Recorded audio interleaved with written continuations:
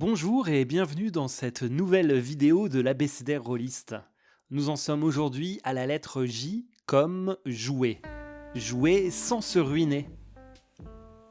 La pratique du JDR n'est pas à première vue une activité très coûteuse, mais avec l'émergence de ce type de loisir, de nombreux ouvrages sont apparus et la facture peut vite grimper. On achète le livre du maître du jeu, puis le livre du joueur, puis une campagne, puis l'écran, puis les dés officiels et on finit par casser sa tirelire. Voici quelques conseils assez simples. Ils peuvent paraître bateaux, mais c'est typiquement le genre de conseils que j'aurais voulu avoir avant d'acheter mes premiers jeux de rôle. Se cotiser. Le JDR étant une activité de groupe, si vous avez l'habitude de jouer avec la même bande de copains, eh bien pourquoi pas vous cotiser pour offrir un bouquin à votre MJ préféré. D'autant plus que c'est généralement le MJ qui se tape tout le boulot et c'est normal de le remercier d'une façon ou d'une autre. Alors pour ma part, on m'a déjà offert la campagne des montagnes hallucinées. C'est évidemment très cool, mais bon, maintenant je vais devoir me taper 870 pages avant de masteriser tout ça. Faites donc attention à ce que ça ne devienne pas un cadeau empoisonné. Les JDR gratuits. Sur internet, on trouve une foultitude de JDR gratuits, la qualité est évidemment très variable car tout le monde n'est pas auteur de jeux de rôle. Mais dans le lot, on peut trouver quelques ouvrages intéressants.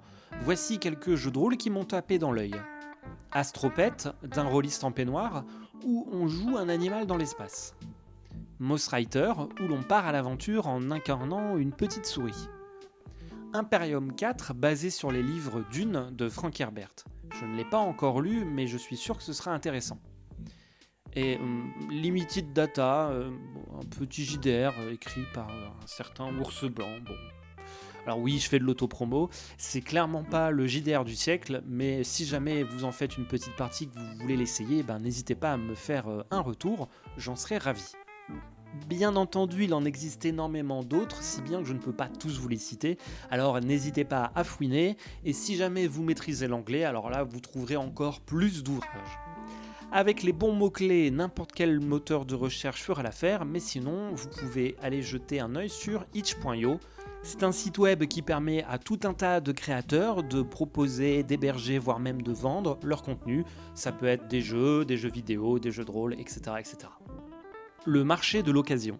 On peut évidemment trouver des jeux de rôle d'occasion. Attention cependant, car certains jeux de rôle qui ne sont plus édités peuvent prendre de la valeur avec le temps, même si, de mon point de vue, c'est une minorité et les jeux de rôle d'occasion coûtent globalement un peu moins cher.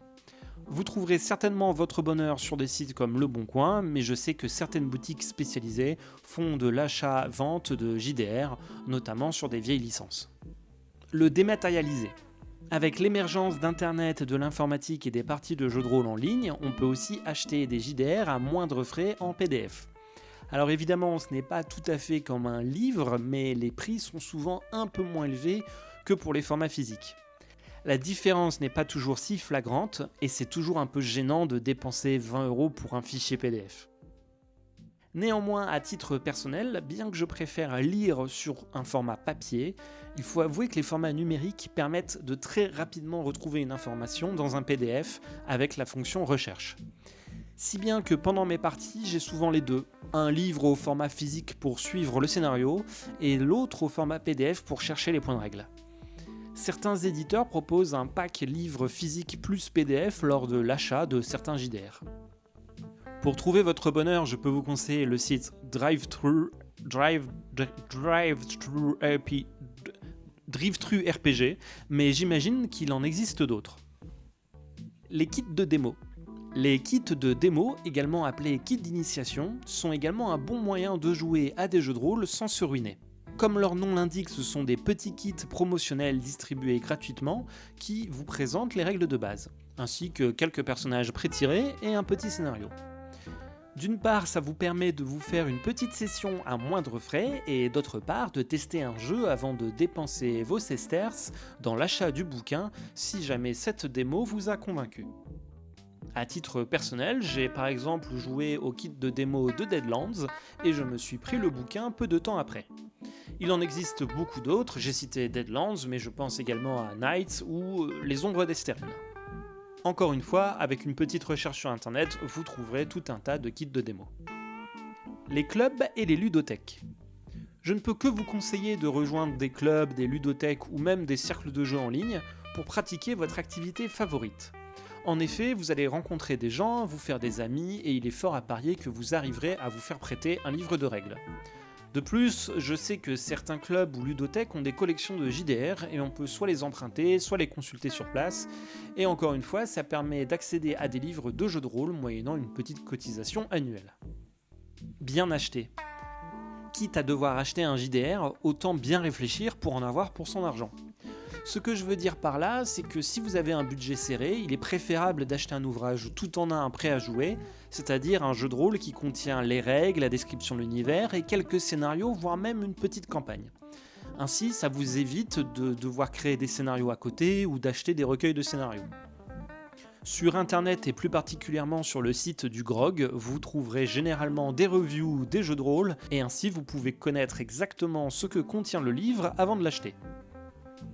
Privilégiez également les grosses licences. De cette manière, vous êtes à peu près sûr et certain de trouver tout un tas de ressources sur internet. Je pense notamment au livre de base du jeu de rôle Warhammer 2ème édition. Il contient tout ce qu'il faut pour débuter, et Warhammer ayant une grosse communauté et étant un jeu très populaire, vous trouverez tout un tas de scénarios gratuitement en ligne.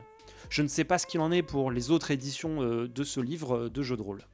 Enfin, plutôt que d'acheter un JDR en particulier, vous pouvez pourquoi pas acheter un système de règles. Je pense notamment au système Savage World qui contient toutes les règles nécessaires pour jouer. L'avantage, c'est que vous pouvez adapter ces outils pour n'importe quel JDR de votre invention et ainsi renouveler les plaisirs. Faire une campagne au Far West et une fois qu'elle est terminée, démarrer une nouvelle campagne dans un univers de super-héros par exemple. L'ennui, c'est qu'il va falloir créer l'univers ou se baser sur un univers existant, et il faut créer également les scénarios, etc., etc., et ça demande beaucoup de boulot. Ce n'est donc pas quelque chose que je recommanderais à un débutant dans l'univers du JDR, mais si vous avez du temps et beaucoup d'imagination, cela peut être extrêmement intéressant. Surtout que certains systèmes de règles sont disponibles gratuitement en ligne, je pense notamment à Corpus Mechanica. Économiser sur l'écran. Pour le maître du jeu, avoir un écran est très souvent primordial, or ils sont généralement vendus à part du livre de base, si bien que vous devez encore une fois mettre la main au portefeuille pour acheter cet accessoire quasi indispensable. Et dépenser 15 € ou plus pour un bout de carton, ça peut faire tiquer. Bien que certains éditeurs ajoutent un petit livret avec un scénario ou des petites choses pour justifier ce prix, ce n'est pas toujours une bonne affaire. À vous de voir selon votre budget. Aussi, on peut très facilement se passer de l'écran officiel. D'une part, si l'on joue en ligne, l'écran n'a plus lieu d'être, et d'autre part, si on joue autour d'une table dans la vraie vie de la réalité vraie, vous pouvez tout à fait vous fabriquer un écran avec un morceau de carton, ou utiliser un écran d'un autre jeu de rôle et venir faire tenir vos aides-mémoire avec un trombone. C'est ce que j'ai fait pendant des années en utilisant l'écran de Praetoria Prima dans tous les autres jeux de rôle de ma collection. Et le plus marrant dans tout ça, c'est que je n'ai jamais masterisé de partie de Praetoria Prima. Voilà, c'est tout pour aujourd'hui, j'espère que ces conseils vous seront utiles. N'hésitez pas à me faire part de vos remarques ou de vos petits trucs et astuces pour jouer à moindre frais en commentaire. Pour flatter l'algorithme de YouTube, n'hésitez pas à commenter, liker, partager, la cloche, tout ça. Quant à moi, je vous dis à la semaine prochaine.